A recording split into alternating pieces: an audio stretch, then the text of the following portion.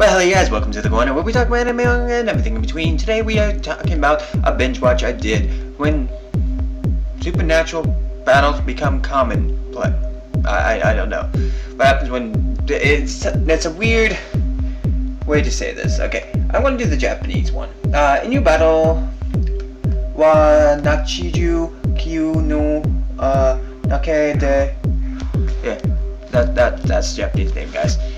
Pretty much it's just stating when supernatural powers become common, power battles become common or something like that.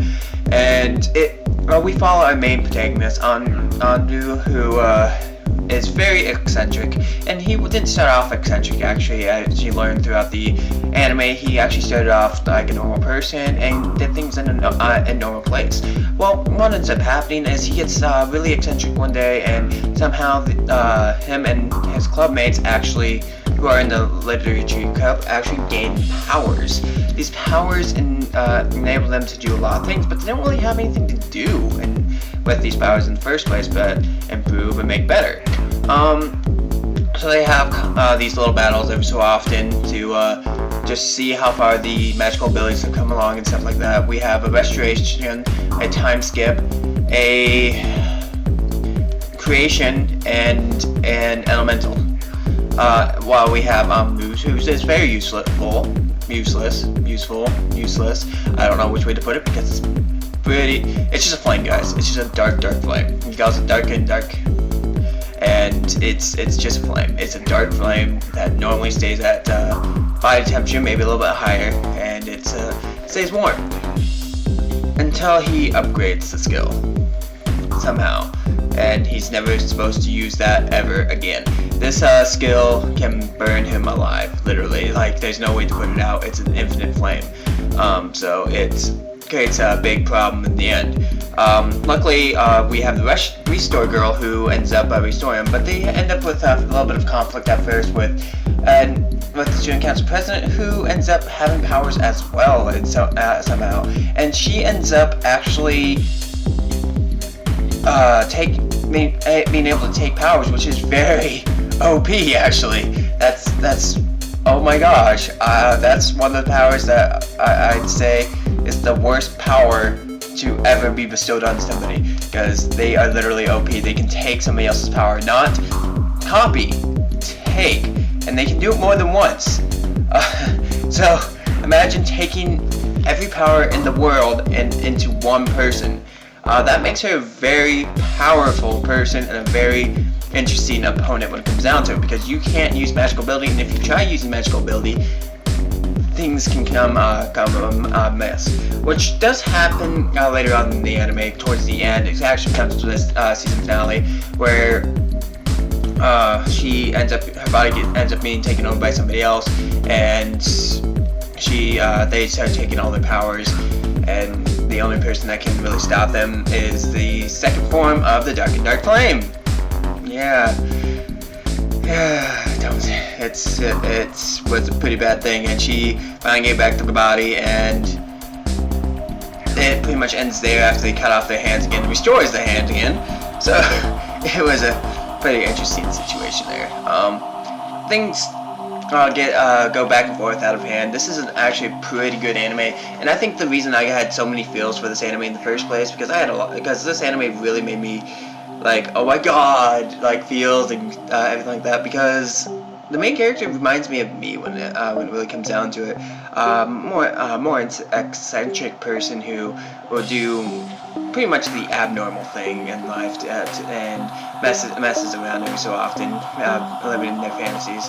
And I think a lot of people can relate to that type of character as well, because of the fact that, I mean, who doesn't want to be who doesn't want magical powers or doing stuff like that and just imagining it happening and getting all excited about it? I mean, we do it every time we watch an anime in the first place. It's a great experience, and you just want to continue.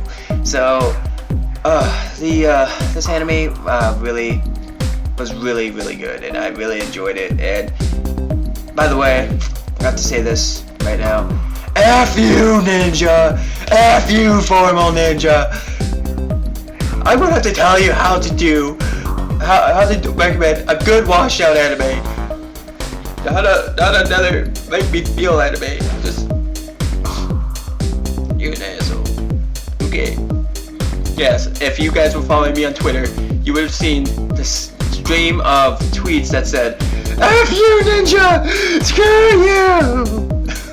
So it was a fairly interesting thing that ended up happening, and I did enjoy the anime though. It's not too bad, and I did talk to Ninja though after today at some point about it. He's like, "Yeah, man, I didn't think that you'd actually watch it after that point, but you saw how I get in there, and Ninja, your feelings away, you asshole. You was even an asshole." Yeah, you heard me. Anyways, obviously this anime ends off in a big, like a lot of animes when they end on the first season, big cliff note. Why do I always say cliff note? No, cliffhanger. Because we get them to actually start to be knowing about the stuff around them, the battles and the other people, and find out that they are being pursued as time goes on, because they are apparently the strongest out of all of the mages in the first place that are out there with supernatural abilities. So, which I can see because they have pretty powerful abilities actually.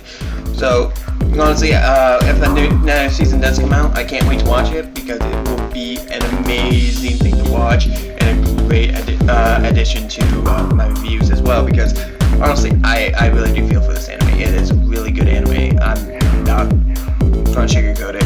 It's really good, and if you guys ever get a chance to watch it, I recommend watching it because you can at least relate to the main character or any one of the other characters, and I think that's why it becomes so easy to watch something that you can relate to a lot easier.